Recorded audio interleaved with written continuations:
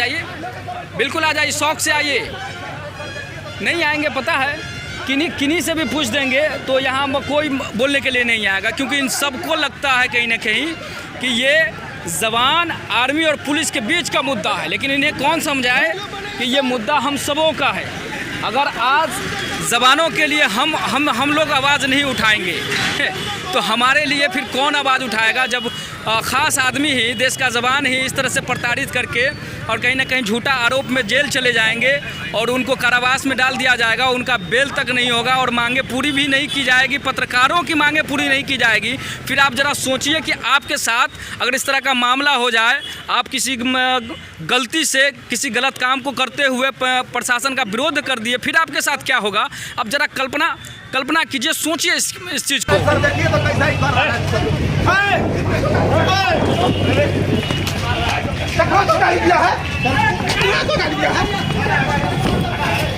जरा सोचिए कि आप इस वीडियो को देखे होंगे, वीडियो में किस तरीके से उन्हें आतंकवादी की तरह घसीटते हुए उसको पीटा जाता है। वीडियो में आप साफ तरीके से देखा जा सकता है। और ये वीडियो कहीं ना कहीं बड़ा सबूत है उस कुकर्मी का जो कहीं ना कहीं जो पुलिस ने किया है।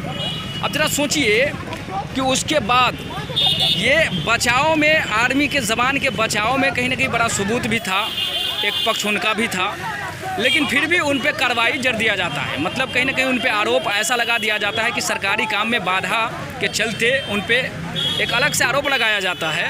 उस आरोप के चलते अब उनका कहा जा रहा है कि बेल नहीं हो पाएगा। अब सुनिए और ज़रा समझिए कि अगर ये देश के जवानों के साथ ऐसा हो रहा है और खुलेआम सबूत होने के बावजूद भी अगर ऐसा किया गया है, जिसमें साफ तरीके से देखा जा सकता है कि जवानों की कोई गलती नहीं होने के बावजूद भी उन्हें फंसा दिया गया है पुलिस के द्वारा। अब ज़रा हमें बताइए, जब आर्मी के जवानों के साथ बिना किसी गलती के उसे सरकारी काम में बाधा के चलते अगर उसे कारावास में डाल दिया जाता है, तो आप बताइए कि रक्सौल थाना क्षेत्र के आम जनता सुरक्षित हैं? क्या उन्हें न्याय मिलता होगा? क्या उन्हें जो कार्रवाई या फिर जो भी उन पर आरोप लगाई जाती होंगी उनका निष्पक्षता से जांच किया जाता होगा? और ये सब मामलों को देखने के बाद क्या ये नहीं कहा जा सकता है कि रक्सौल थाना का जो, या फिर रक्सौल थाना में रहने वाले जो भी कुकर्मी पुलिस ऑफिसर्स हैं वो भ्रष्टाचार के शिकार हैं?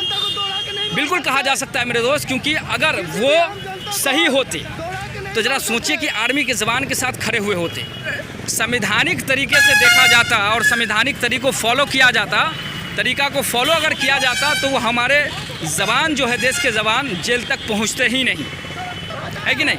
हमारे दोस्त हैं, अगर आप चाहेंगे अपना रिएक्शन देना तो आप इधर आ जाएंगे। आ जाइए, बिल्कुल आ जाइए, शौक से आइए।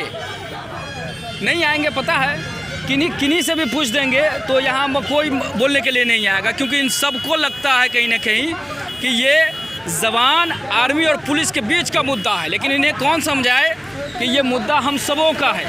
अगर आज जवानों के लिए हम लोग आवाज़ नहीं उठाएंगे तो हमारे लिए फिर कौन आवाज़ उठाएगा, जब ख़ास आदमी ही, देश का जवान ही इस तरह से प्रताड़ित करके और कहीं ना कहीं झूठा आरोप में जेल चले जाएंगे और उनको कारावास में डाल दिया जाएगा, उनका बेल तक नहीं होगा और मांगे पूरी भी नहीं की जाएगी, पत्रकारों की मांगे पूरी नहीं की जाएगी।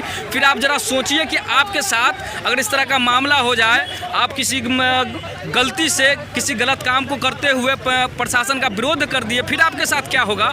अब ज़रा कल्पना कीजिए, सोचिए इस चीज़ को।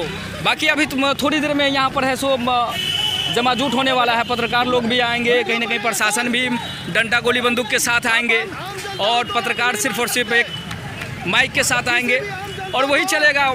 यहाँ गोली नहीं बोली चलेगी, लेकिन फिर भी न्याय के पक्ष में न्याय होना चाहिए, यही मांग रहेगी।